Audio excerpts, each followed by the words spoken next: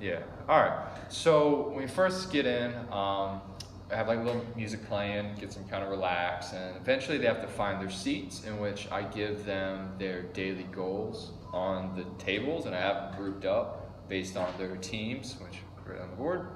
And so they know, look for their sheet, they sit down in their group, and so in my lesson plan I had group A and group B. So group A are the ones who performed a lot better on assessments, did really well in presentations. Obviously, they understand the material really well and they need to be pushed.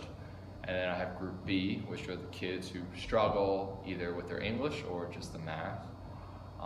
And so I've split them up into two groups. So one day I'll be working with group A, the other day I'll be working with group B. I don't know which one I'll be working with when you come in. It kind of depends on the days you come. Okay. So these different teams Yeah, so you just, are some of those teams group A and some of them yeah. group B. Okay. So again, a lot of it is just me, like you seeing the beginning of the year, is guessing and checking and just seeing which teams work best together. So team beta and team gamma, tomorrow Tom will teach a lesson and I'll be with them. So that's group B. Okay. That's like Tom, Thomas, Nino, Kayla, Chloe, and Kaylee. So those kids usually struggle at the beginning of the year, and especially presentations. They just have a hard time with the material. Then Alpha, Delta, and Omega, that's group A. Those are like Johnny and Jill and the really good students, Kane, Wayne, the really high performing students. And then I got Toshwi, he does his own program. Oh, okay. So he has started from the beginning of the year, which the other students started in August. Oh. And yeah, he's really good at just going at his own pace. Well, the pace I tell him to go at. He's in here twice? No. So this side is their homework. Duh. You only, This got side it. is, yeah. I was thinking there are two sections. Yeah, what section Okay. they're on. So yeah, you can see. Oh, okay. So they know today, Beta and Gamma had to watch their 7.4 Okay. Khan Academy videos. And Toshwi has to watch 2.7. And the other people were listening to Tom.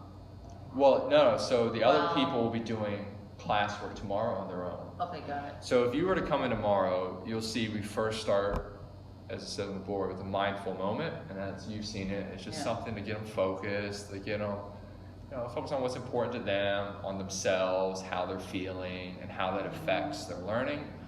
That'll take 2 to 5 minutes, and then we do daily puzzles, and they all do the same puzzles. So up until this point, they're all together. I address them all together. The puzzles usually I stop it after 10 minutes as we have classwork. So after 10 minutes, we'll break off into two groups. Are they all, I know that you said in your lesson plan it's a chance for like the high achieving students to kind of like strut their stuff. Do the lower students, do they get discouraged during the puzzles, or are they engaged with them as well? No, that's the good thing with the puzzles. I feel like the puzzles, it levels the playing ground. Because like Thomas, for instance, he's really good at the puzzles, but he struggles sometimes. I think it more is the social component with him. He has a hard time communicating, but he does really well with the puzzles. Trying to think of some students.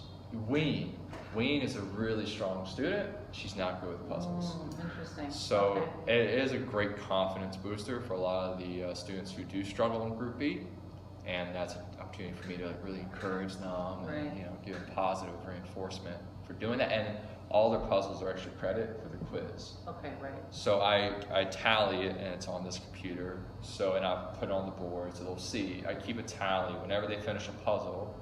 I tally it, and so when Group A takes their next quiz, I take the top half of that group, and they all get 5% on the quiz. Oh, okay. And then Group B, I tally their scores, so whenever they take the quiz, the top half, so it'll be like the top 3 or 4 kids, they'll get extra credit for that quiz. Okay. And then we start over the next quiz. Okay. It's just 5%, but it kind of keeps them motivated. Yeah. Gives them some fun to look forward to. And then we split off into the two groups, and every day I put their group sheets in the back if I'm not working with them.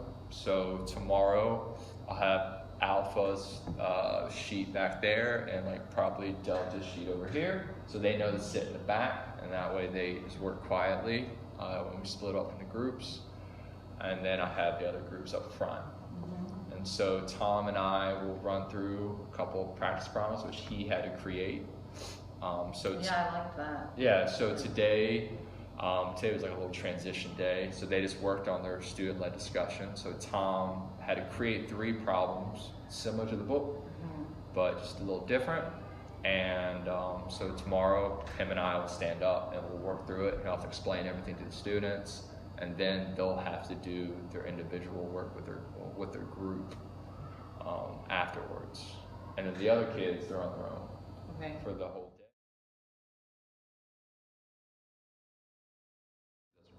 Doesn't really matter. Yeah. Anyway, so there's the first standard. I don't know if you read through it or not. What I take from it is basically, do you understand how learning works, I guess, and do you consider all different influencing factors?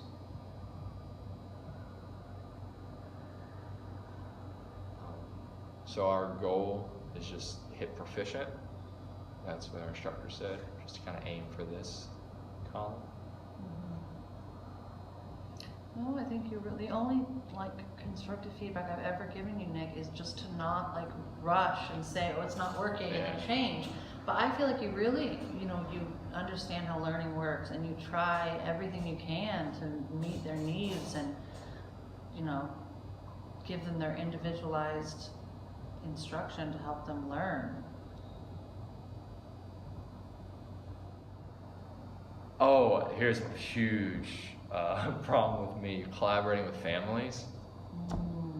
At the beginning of the year I did a little bit, but I don't know, I feel like none of the students are really doing terrible in the class.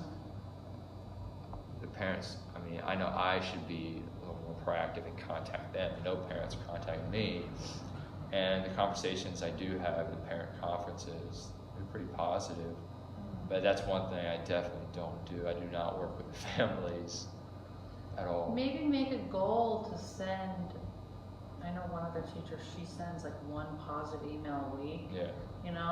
Or she'll even just pick the random people's names, and she'll write a message okay, it's Kate. She'll write a message and say your kid did so well in Roma, they did X, Y, Z, and then give it to Miss An, and then she'll translate it and send it. Well, I guess the problem is I do that to the students. I email the students and tell them things, positive things.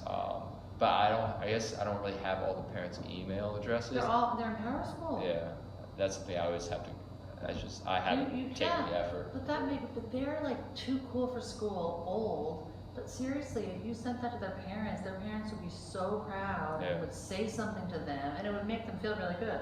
Yeah, I've made it just an effort to email students, on a regular basis, the ones who I see who used to be struggling but have put forth a lot of effort. Yeah, that means so much. But not to the parents. That's definitely something I need to work on. But yeah, you can't all be perfect. But I just got something that. yeah, anything else?